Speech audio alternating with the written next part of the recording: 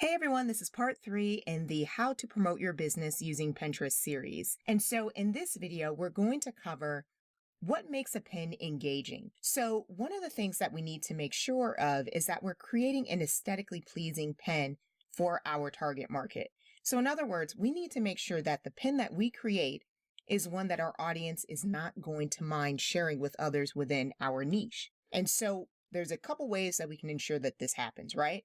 So first things first, when you're creating a pin, think about the size of that pen. So there's a lot of different tools that you can use to create your pen, but I tend to prefer using Canva when it comes to creating my Pinterest pins because I can easily turn this around, resize it, and create other social media posts from this same piece of work right here, right?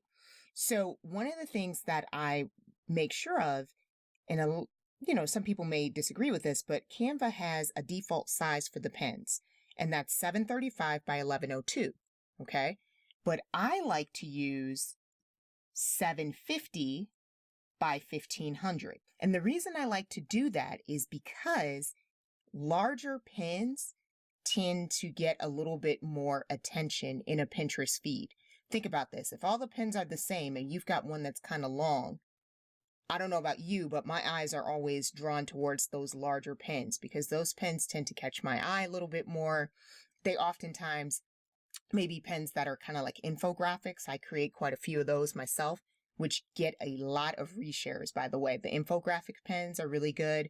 But then pens such as this, kind of like simple, to the point, bright, cheerful. These pens are the type of pens that will get attention. So again, the first thing that you want to think about is the size of your pen. Second, brighter colors tend to stand out in the feed. Okay. So think about this. If you've got in the Pinterest feed, there's tons of pens that are looking to get someone's attention. And if you tend to use a brighter color, people are going to narrow in on that particular pen or zero in on that particular pen. So again, if you can use something bright, I would do that. But again, you need to make sure that whatever color you choose is going to appeal to your audience and stay true to your brand. And so this color actually does. It does both for me. All right. Another thing is your fonts. Fonts matter, people. Make sure that whatever font pairing that you choose is legible and that it aids in the message that you're trying to convey. And so this is actually one of my favorite memes when it comes to actually bringing this point home. So you've got the same sentence, I will always find you, right? So the first one is very cutesy. It leaves you feeling all warm and cozy. It's got little hearts, over the eyes. It gives you a warm feeling. Now, this second one, I don't know about you guys, but if someone were to leave this note for me, I will always find you using this font, the first thing I'm going to think about is trying to get a restraining order. I mean, this looks like straight out of a horror movie. Someone's going to come kill me. So again, this leaves you feeling warm and cozy. This leaves you wanting to get a restraining order. So hopefully this proves my point to you. So you really, really need to make sure that you're looking at your fonts when you're thinking about the type of fonts that you want to use for your Pinterest pen. And so in my case, I liked using the Laura font combined with the playlist script. I thought it looked cute together. I'm going to be honest, I am not like a professional graphic designer by any means. I still have a lot to learn when it comes to font pairings. But I've worked with a ton of graphic designers in my career as well. So again, it's pleasing to the eye. It's very legible. You're able to read it. You get the point. It's fun. And it draws attention to the keyword that I really want people to focus on, is that this is talking about podcasting. Okay. And then we'll get into how all of this plays together. So in the event that you're not too sure about how you go about pairing up different fonts, you can easily search in Pinterest in order to determine which fonts go together. Or there's another font generator that I will leave in the description of this post that you can use that'll kind of like jumpstart you in helping you figure out which type of fonts you can pair together. So again, Pinterest or the font generator tool that I'm going to leave in the description. So another thing that we want to think about, guys, is what is your message? Okay. What is the title of your pin? So honestly, this all depends on what you're linking your pin back to. So in this case, this was linking back to one of my blog posts that was regarding podcasts. And then I've also created another pin that, I don't need to show that one, but I created another pin that links back to the podcast itself. So you can download it on iTunes. So it directly leads back to that. So again, you need to keep in mind, what are you linking back to? So when it comes to creating titles that tend to play well, typically have numbers in them. Okay. Play on words, something that's going to resonate with your audience. Again, just research, that in my past experience and research, numbers tend to play well with creating your title. So you may want to think about doing that, or something clever that's a play on words that isn't too difficult for your audience to understand. Again, you've got about 30 seconds, if that, to capture someone's attention in real life. So imagine how much shorter that is when you're trying to scroll through a Pinterest feed and figure out which pins that you want to click on. So one of the ways that I come up with titles, and this is something that a lot of people might not think about, is that I use a website that is called CoSchedule, Headline Analyzer. I absolutely love this website because when I think of a title, I type it in here and I click Analyze Now. Okay. And so one of the things that I want you guys to keep in mind if you're using this tool is that, again, this tool could serve as an indicator of how effective your title is. So to be quite honest with you, I use this for just about everything. My blog posts, my podcast titles, anything that I'm pretty much putting out there and I need a really clever title for, I will use this website to do it. And so I try to get as close to 100 as I can. But again, sometimes, it is what it is. Sometimes you just can't get as close to 100. So my hard and fast rule when I'm creating a title is to get anything over 70. As you can see, it's green. Anything over 70 is what I try to shoot for.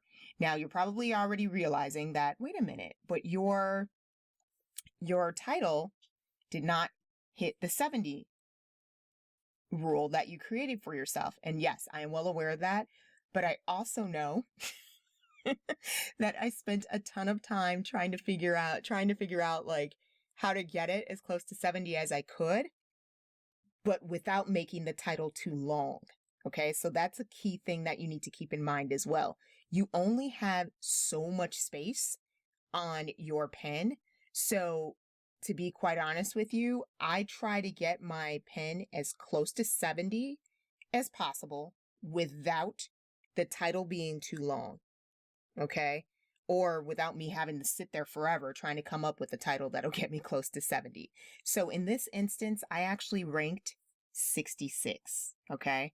So if you scroll down, it actually explains to you and dissects your headline. It breaks it into different types of sections. And then you can come down here, take the length analysis. I mean, there's a whole lot that goes into them giving you this score. So again, I cannot stress enough how much I use this site. So I highly suggest that you think about using this as well. And so the next thing that you want to think about when you're creating your pin, guys, is what is your CTA, which is another way of saying what is your call to action? What do you want me to do with this pin?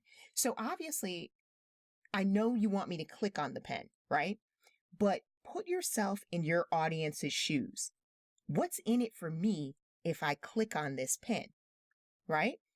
So in this case, here's my call to action. Okay.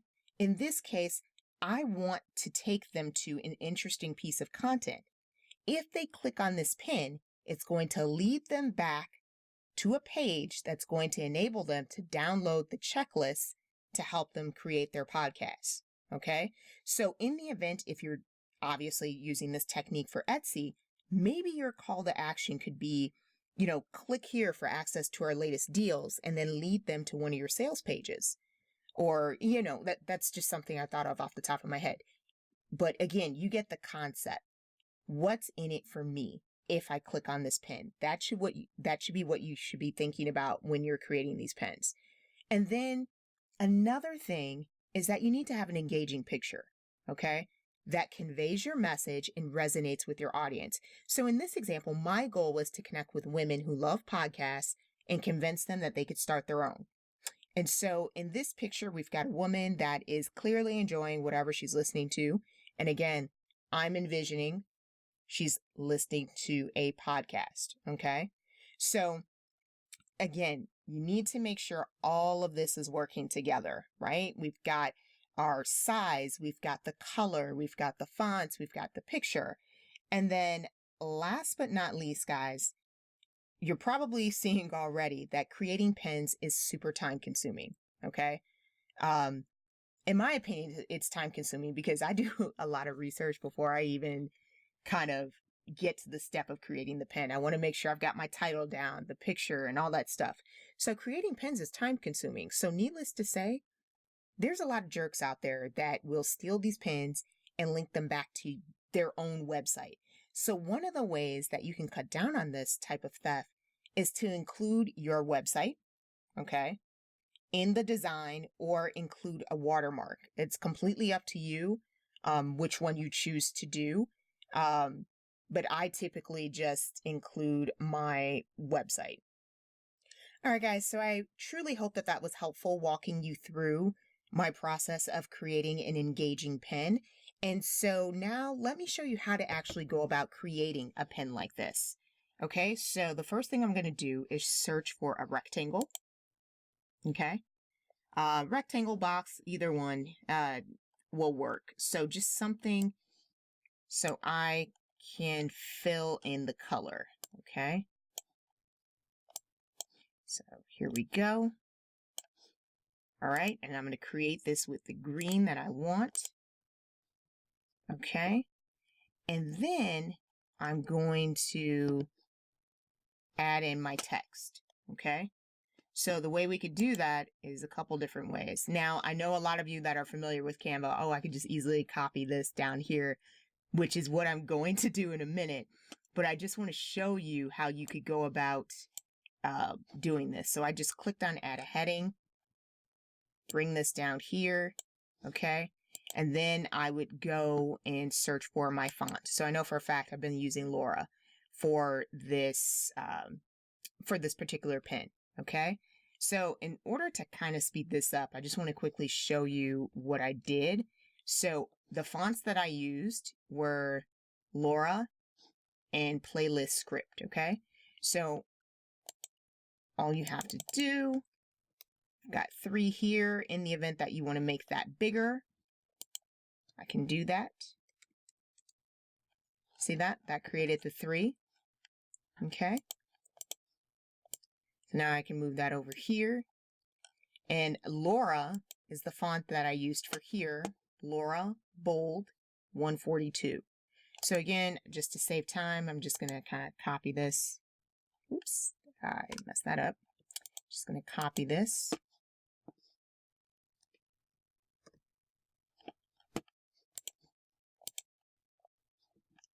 Okay, let me just use this. Okay. And come down here. Okay.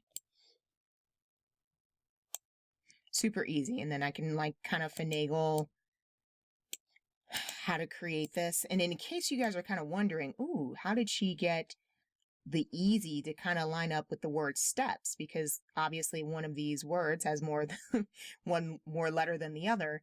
And the way that you can do that is by messing around with the spacing. So look here at steps. My spacing is -60. So when you go this way, it brings it in. If you go this way, it brings it out. You've got more spacing in between. You see that? All right, so that's how you go about creating that.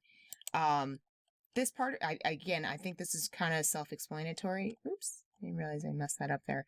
Let me just bring that steps back up there.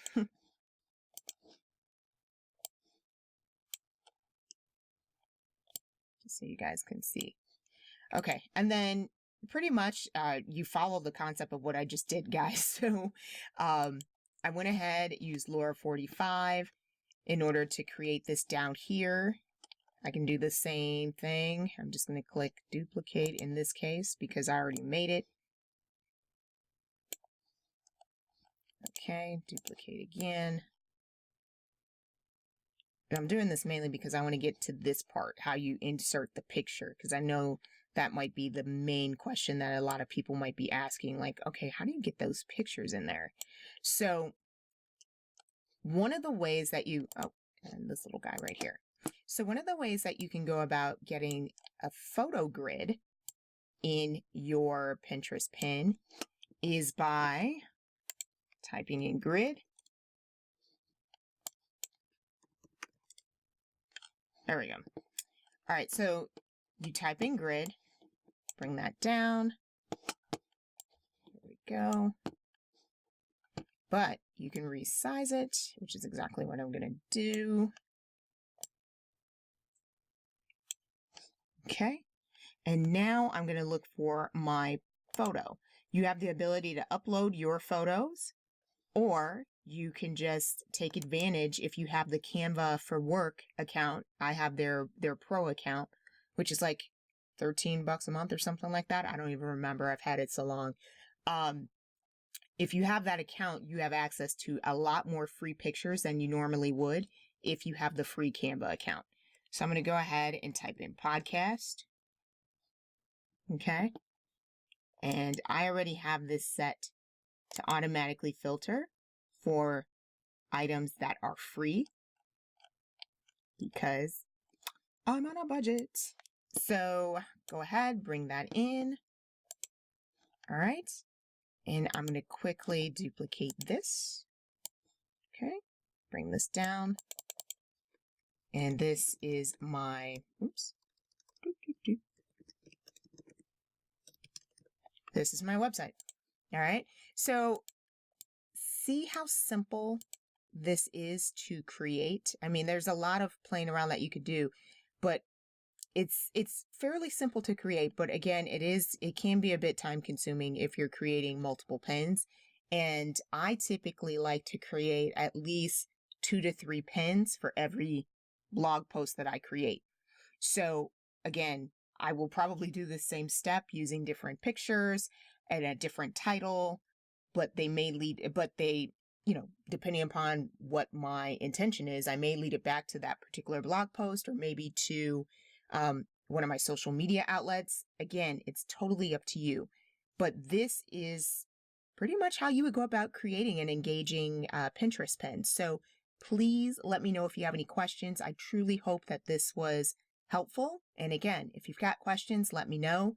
Be sure to check out the description because that's going to lead to the other websites that I mentioned, such as the font generator, and you will be able to see this link as well, the post schedule headline analyzer as well. All right.